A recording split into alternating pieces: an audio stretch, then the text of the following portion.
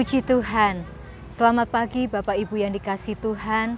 Saat pagi hari ini sebelum kita melakukan aktivitas kita, mari kita sama-sama bekali kehidupan kita dengan firman Tuhan. Saya beri judul renungan pada pagi hari ini adalah mengatasi overthinking. Kita tahu bahwa overthinking itu adalah memikirkan sesuatu secara berlebihan dan terus-menerus. Dan biasanya overthinking ini ditandai dengan kekhawatiran yang sebenarnya itu belum terjadi, tetapi itu menghantui kita. Overthinking juga ditandai dengan terus mengulang masa lalu. Kita berkata, seandainya saja waktu itu. Seandainya saja yang saya lakukan waktu itu. Dan itu terus menghantui kita. Overthinking juga ditandai pikiran yang sulit sekali dikendalikan. Tidak pernah berhenti, rasa cemas yang terus-menerus ada, sehingga menimbulkan stres ataupun juga sulit tidur. Tetapi bila kita mau melakukan firman Tuhan, di dalam Filipi 4 ayat yang ke-8 berkata, "Jadi akhirnya saudara-saudara, semua yang benar, semua yang mulia, semua yang adil, semua yang suci, semua yang manis, semua yang sedap didengar, semua yang disebut kebajikan dan patut dipuji, pikirkanlah semuanya itu." Tuhan mengajarkan kepada kita agar kita menguasai pikiran kita dengan hal-hal yang baik. Tuhan mengajar kepada kita agar kita melatih pikiran kita dikuasai oleh hal-hal yang manis, hal-hal yang sedap didengar, hal-hal yang mulia, hal-hal yang adil, dan sebagainya. Sebelum ayat 8, di ayat yang ke-6, Tuhan berkata, "Janganlah hendaknya kamu khawatir." Dan ketika kita khawatir, Tuhan ingin agar kita bawa kekhawatiran itu kepada Tuhan. Tuhan akan kerjakan pertolongannya atas kekhawatiran kita. Tuhan akan kerjakan pertolongannya atas ketakutan kita. Namun ada hal yang menjadi bagian kita yang harus kita lakukan adalah menguasai pikiran ini. Ketika kita berdoa kepada Tuhan untuk Tuhan menolong kekhawatiran kita, sepatutnya lah pikiran kita pun sekuat dengan doa kita. Kalau kita berdoa untuk ditolong Tuhan, kalau kita berdoa untuk kesembuhan, sepatutnya juga pikiran kita semakin kuat. Aku sembuh, aku bebas, aku bisa ditolong, aku bisa lepas dari semuanya itu. Memang tidak mudah Bapak Ibu. Ketika kita coba membangun pikiran kita, kemudian lingkungan di sekitar kita ternyata berkata lain, seakan-akan pikiran ini menjadi roboh, iman kita menjadi roboh. Tetapi kita mau belajar dari dua tokoh di dalam Alkitab. Yang pertama yaitu dari Daud. Bagaimana dia bisa menjaga pikirannya sehingga di tengah situasi yang sulit dia mampu bangkit. Di dalam 1 Samuel 30 ayat yang ke-6, di sini diceritakan ketika Daud kembali ke kota Siklak. Dia melihat bahwa kota itu sudah terbakar. Anak-anak dan istrinya telah ditawan oleh orang Amalek. Di situ Daud bersama pasukannya menangis melihat keadaan kota seperti itu. Bahkan celakanya lagi, Daud ini hendak dilempari dengan batu oleh orang-orangnya sendiri.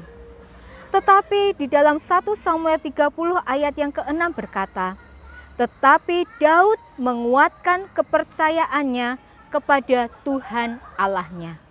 Kata menguatkan berarti Daud bertindak aktif. Dia melatih dirinya untuk menjadi semakin kuat di dalam Tuhan. Kata menguatkan bukan berarti lalu Tuhan memberikan kekuatan begitu saja. Tetapi kata menguatkan berarti Daud ini melakukan tindakan-tindakan yang membuat dia semakin kuat di dalam Tuhan.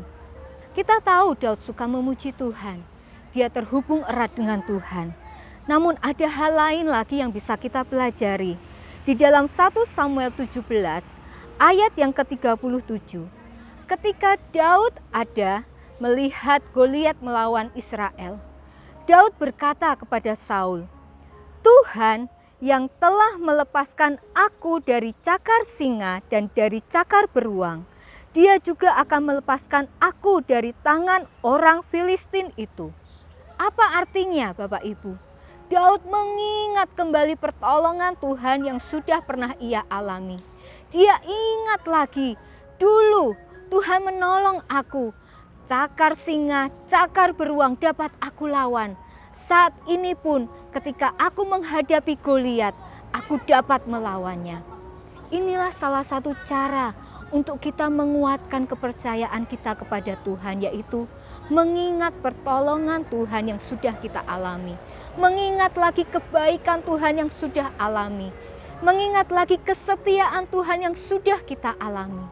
Saat kita mengingat kebaikan Tuhan, saat kita mengingat pertolongan Tuhan, tindakan-tindakan Tuhan dalam kehidupan kita, maka di situ kita akan dikuatkan. Kita akan dikuatkan untuk menghadapi tantangan-tantangan yang kita hadapi saat ini. Jangan pernah lupakan kebaikan Tuhan. Karena saat kita mengingat kebaikan Tuhan, di situ iman kita kembali dikuatkan. Aku sanggup menghadapi ini karena Tuhan yang akan menolong aku. Aku sanggup menghadapi ini karena Tuhan di waktu lalu sudah menolong. Saat ini pun Tuhan yang sama akan menolong.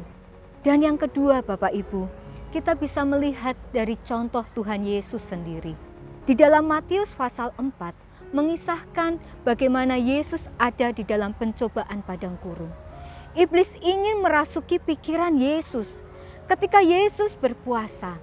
Kemudian iblis merasuki pikirannya, ubahlah batu ini menjadi roti. Tetapi apa yang Yesus katakan? Ada tertulis, manusia hidup bukan daripada roti saja, tetapi dari setiap firman yang keluar dari mulut Allah. Ada tertulis, itu mengatakan Yesus berkata, firman Allah berkata demikian, bukan sesuai apa yang engkau katakan iblis. Kita bisa gunakan firman Allah ketika pikiran ini mulai memikirkan hal-hal yang negatif. Kita bisa gunakan firman Allah untuk kembali memberikan kekuatan kepada kita, untuk kembali mengembalikan pikiran ini pada pikiran-pikiran yang positif. Mari Bapak Ibu, saat pagi hari ini, apa yang sedang kita hadapi? Adakah kecemasan? Adakah kekhawatiran? Adakah ketakutan yang selalu menghantui pikiran kita? Firman Allah mengingatkan, pikirkanlah yang baik dan bagaimana kita bisa menjaga pikiran kita. Ingatlah kembali kebaikan Tuhan, ingatlah kembali perbuatan yang telah Tuhan nyatakan di dalam kehidupan kita. Dan yang kedua, gunakanlah firman Allah untuk kita mengusir segala pikiran-pikiran negatif itu. Puji nama Tuhan, kiranya firman Allah boleh menguatkan kita semuanya. Mari sama-sama kita berdoa.